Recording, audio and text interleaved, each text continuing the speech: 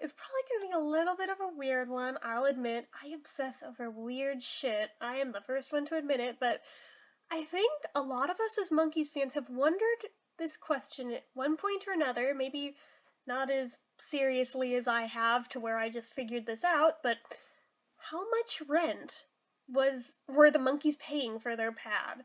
And how much was it worth? What would it be worth today? And what was it worth back then? You have no idea how much research I put into this damn thing to figure this out, but I think I actually have solid concrete numbers for you guys, and it's entirely possible they may be off, but it was never canon in the show mentioned ever what their rent was. So going entirely by hints that were included in the show, and going by the value of houses that are comparable in that area today, and then using a conversion calculator for what things are worth today to what they were worth in 1967, I think... Somebody's honking a car outside. Okay. Anyway, I think I've figured this out more or less. Take it with a grain of salt. I obviously don't know any of this for certain, but I have pretty good theory here anyway. So, first we have to discuss the pad itself and its location. So, first off, the address in the show was made known as 1334 North Beechwood Drive in Malibu, California. That's it. If you were to look up that address, it's an address that exists alright, but you won't find a beach there and you won't find their house there. That was actually the address for their fan mail. So, for what that's worth, it wasn't an entirely facetious address, but it also wasn't truly where they were filming either, for what that's worth. Now, from what I can tell, there actually is a beach in Malibu that very much aligns with what we see on the show that I believe to be Westward Beach, and it's near Point Doom, which is in Malibu. So, I have that as my point of reference for the area that I am looking at and comparing with and finding comparable housing in to base prices off of. Not only that, but they have to be beachfront properties that also match this up, because on the show it was shown that they would leave the house and be able to walk right down to the beach. It was right there. So that narrows things down quite a bit rather than just looking through everything comparable for an entire city. Yeah, no, this is a very specified search, so that actually helped out quite a bit. Not only that, but given the age of this house, you could tell it wasn't new even on the show, so it had to obviously be built prior to 1967, probably by a good bit of time, so that also narrowed things down further by finding houses that are older than that match up with all of this stuff. That actually was the biggest help of all, believe it or not. So that narrowed it down to like 3 or 4 buildings for me. But so, moving right along, with all of that in mind, the clues we were given on the show. The first clue, obviously, is that they are basically living in an apartment-type dwelling, 2 stories, but still apartment-type dwelling, because they have neighbors and a hallway that connects them to each other that is indoors. So it seems to be some sort of like duplex or quadplex, triplex, whatever. It seems to be something along those lines. So, okay, that already gave me one point of basis. There's one neighbor we saw on the show that was even given a name, Miss Purdy, and I believe there was a second episode where we saw another neighbor briefly, but didn't actually get names. Actually, it was an elderly couple, so there's at least 2 other complexes right in there. So just going from that, I did find one in that area that has 3, and let me bring up that page again. Let's see here. Yeah. Actually, the floor layout and everything, I mean, one of them aligns so crazily well to the Monkees pad that you'd swear that it could have actually been filmed there, even though I know that it wasn't filmed there in reality. The worth of this building today, I have to look around my iPod to see it, is $2,395,000 for the whole thing. Not just the one, but all three for that complex. So let's just pop that right on over into the converter.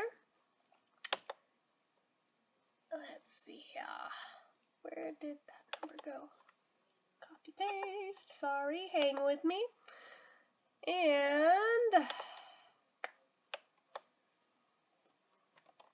alright, calculate.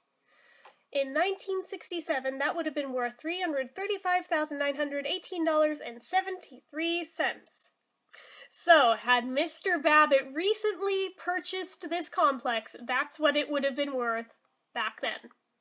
But that's not the question we're trying to solve, but I thought I'd throw it in there anyway, since I also discovered that as well.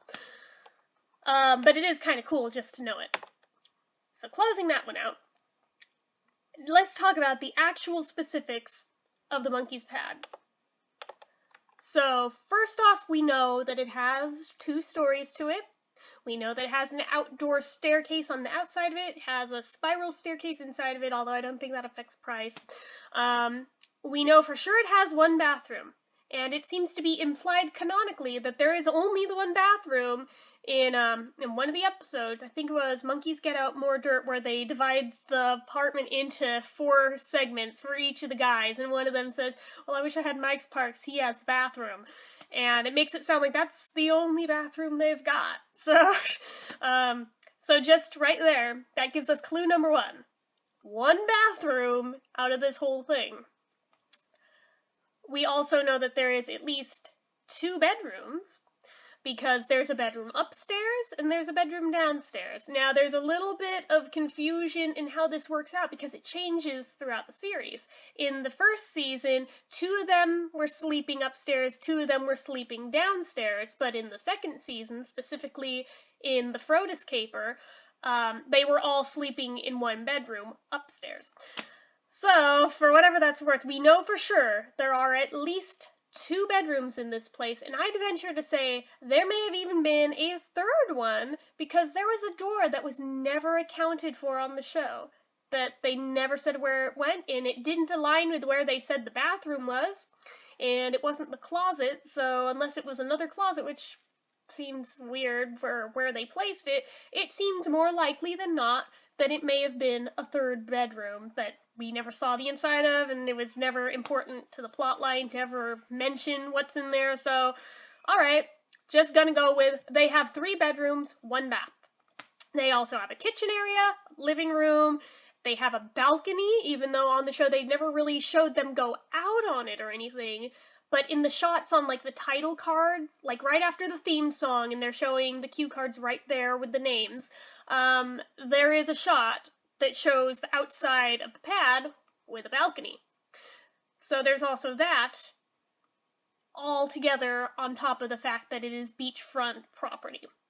So that gives us a pretty clear picture of what sort of properties to be narrowing down this search for.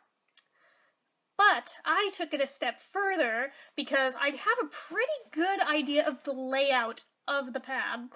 And this wasn't even going by the one that's on Cool Cherry Cream's website, although that one, it pretty much aligns with what I've got, but I actually figured this out in about 2001 when I did a scale model of the Monkees pad for a class in high school. I told you, I'm way too damn obsessed for my own good, I know. But yeah, so there's that.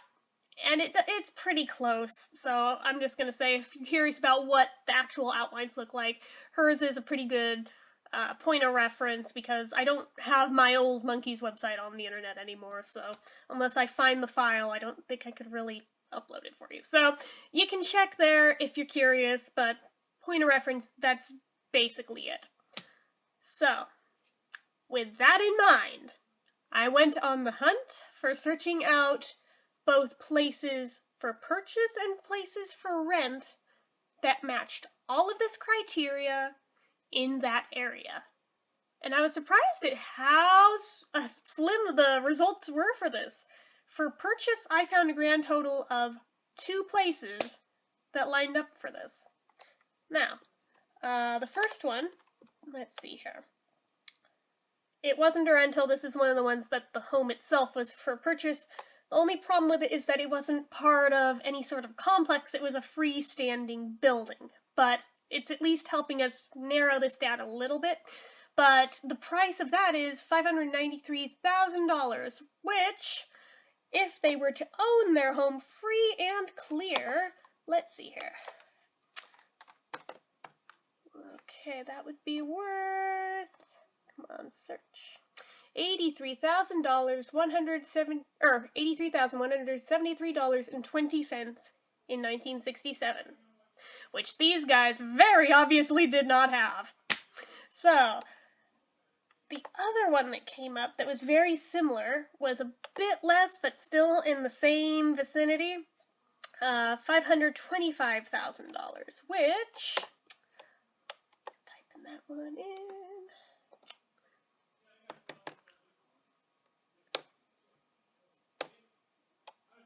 $73,635.63 is what that would have been worth in 1967. Again, these guys did not have that kind of money, so plus the fact that Mr. Babbitt was always banging on their door for the rent, so we know for a fact they did not own the pad, they rented it. So alright, with those out the window completely, because none of the freestanding homes were for rent, only apartments that lined up, which frankly is more accurate anyway. What I came up with is that pretty much all of them that come up are in about the range of the $5,000 range, give or take a tiny bit, but approximately $5,000, which, putting that one into the calculator, comes back to about $700 a month rent. For 1967, that actually doesn't sound that unplausible, especially for Malibu, especially for beachfront property, not territory. That seems actually really reasonable. So with that in mind, now think about the context of the show and why the boys could never afford to pay their rent on time. They were expected to come up with $700 every month just by being a struggling rock band.